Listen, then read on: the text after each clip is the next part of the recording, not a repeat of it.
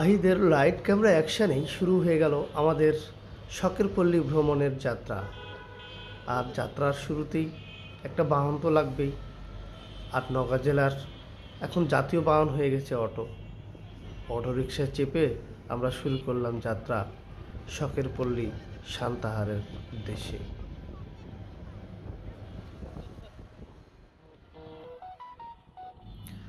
নওগাঁর প্রধান সড়ক রুবির মোড় পার হয়ে আবার আস্তে আস্তে করে বাইপাসে উঠে পড়ে ছুটে চলল আমাদের অটো দ্রুত গতিতে। চারিদিকে সবুজ ধানের ক্ষেত, আর তার বুক চিরে বয়ে চলেছে বাইপাস সড়ক।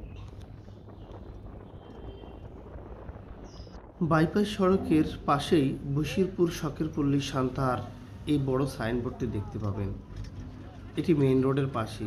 এর ভিতর দিক দিয়ে ঢুকে আবার একটি মাঠের মতো পাবেন। দুই পাশে ধান ক্ষেত আর সরু রাস্তা ধরে আমরা এগিয়ে গেলাম শখের পল্লীর দিকে। নিভৃত পল্লীতে গড়ে ওঠা শখের বশীভূত হইয়া এই শখের পল্লীটি এখন পার্কে পরিণত হয়েছে। দূর দূরান্ত থেকে হাজারো দর্শনার্থী আসেন শখের পল্লী দেখতে। গেটের কাছে আসতেই দুই পাশে দুইটি টিকিট কাউন্টার চোখে পড়বে।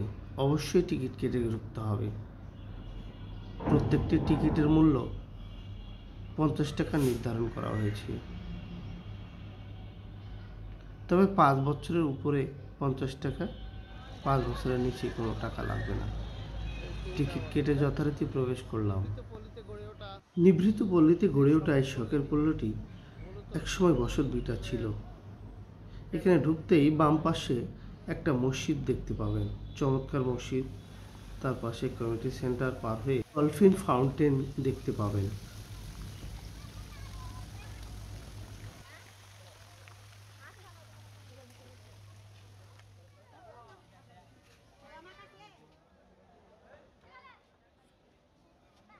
এই ঈগল চত্বরে কয়েকটি গার্ডেন টি টেবিল দেখতে পাবেন, যেখানে সুন্দরভাবে বসে যে কেউ চা, ফুচকা, অন্যান্য খাবার উপভোগ করতে পারেন। আমরা সেখানে কিছুক্ষণের জন্য বসে নিজেদের মধ্যে আলোচনা করে নিলাম এবং কে কী খাবো, পার্ক থেকে বের হয়ে কোথায় যাব, সব কিছু পরিকল্পনা তৈরি করলাম। বলতে পারেন ফ্যামিলি নিয়ে একটা কোয়ালিটি টাইম পার করলাম। পুরো বিকেল জুড়ে সন্ধ্যা পর্যন্ত এখানে বসে থাকলে অসাধারণ লাগবে। তাই তো পিঙ্কি, আদিপ, আহিত তারা সহজে উঠতে চাচ্ছিল না। তারা মন চাইছিল এখানে সারাক্ষণ বসে থাকতে। তারপর কিছুক্ষণের জন্য আদিপ, আহিত, পিঙ্কি বাঘের পেটে ছিল। তারা একে একে বাঘের মুখ দিয়ে বের হয়ে গেল।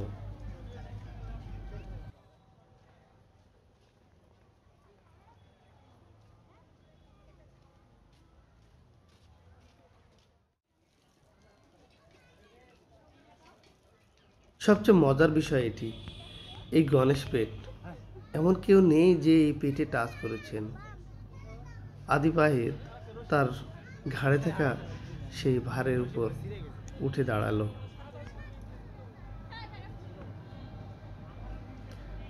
তারপর আস্তে করে তার পেটে একটু চাপ দিয়ে রাখলো।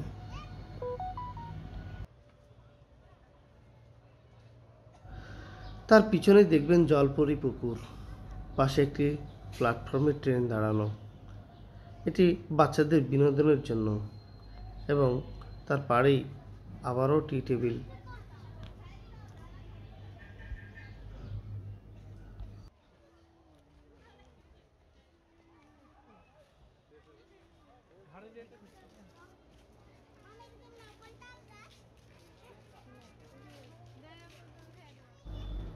পথ চলতেই খাবার দোকান দেখলেই হয়।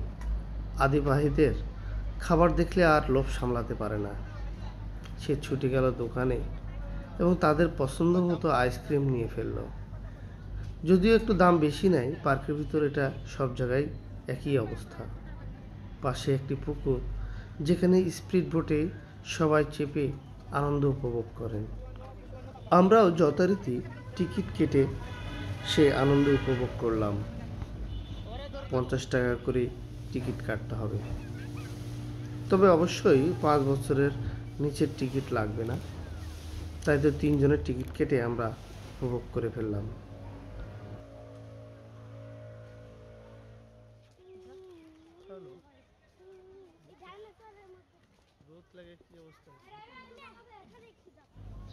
শখের পল্লীর কোনায় কোনায় প্রত্যেকটা জিনিস দেখা শেষ। জলপরি পুকুরের পাশে ট্রেনটি চলমান দেখতে পেলাম। একটি হর্ষ দেখে নিরীহভাবে দাঁড়িয়ে আছে। আদি পায়ে দেখে তার সাথে খুনসুটি শুরু করলো। কাছে যেতে ভয় পাচ্ছিল, কিন্তু হর্ষের মালিক তাদেরকে পাশে নিয়ে ছবি তুলল।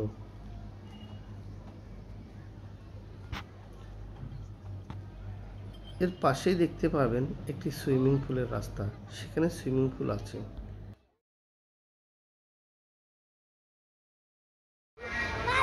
এই সেই স্মৃতিঘেরা পুকুরঘাট, যেখানে আমরা বিবাহের পরপর এসে ঠিক এই হাঁসের পিঠের উপর বসেছিলাম।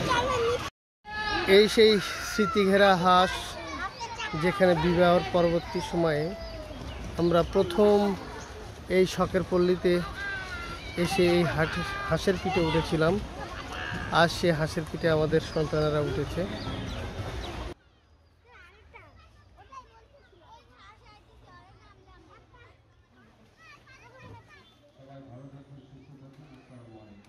ঈগল চত্বরের পাশেই দেখতে পাবেন একটি ছোট্ট সবুজ মাঠ। এই মাঠের উপরে খালি পায়ে বসে আড্ডা দিবেন, কিভাবে যে সময় পার হয়ে যাবে আপনি নিজেও টের পাবেন না।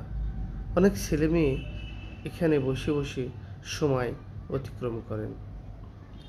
পড়ন্ত বিকেলে সূর্য যখন হেলে যায় পশ্চিম আকাশে, শীতল বাতাস বয়ে চলে দক্ষিণ দিকে, আর আপনি এখানে বসে বাদাম চিবোবেন, চটপটি খাবেন, ফুচকা খাবেন, আরও কত কি খাবার। আমরা অবশ্য সামান্য কিছু মুড়ি মাখা নিয়েছিলাম এবং সাথে জুস।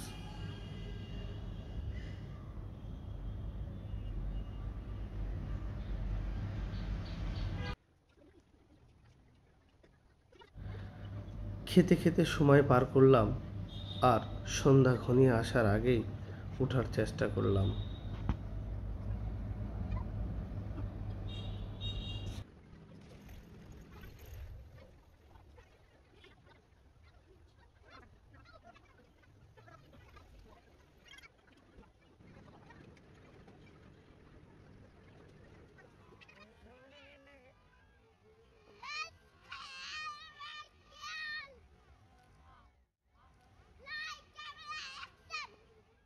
আর আইদের লাইট ক্যামেরা অ্যাকশন দিয়ে শেষ করলাম আজকের ভ্রমণ।